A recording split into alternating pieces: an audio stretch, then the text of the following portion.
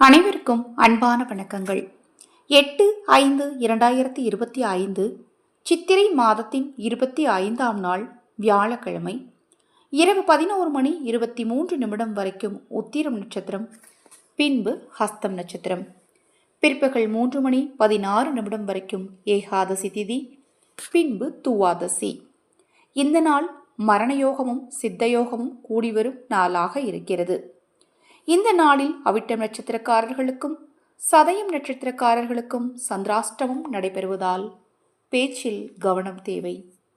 இந்த நாளுக்கான ராசி பலன்: மேஷம் தனம், ரிஷபம் நட்பு, மிதுனம் சுபம், கடகம் பயம், சிம்மம் பரிசு, கன்னி வெற்றி, துலாம் ஏமாற்றம், விருச்சிகம் ஓய்வு, தனுசு நலம், மகரம் அமைதி, கும்பம் சலனம், மீனம் மறதி.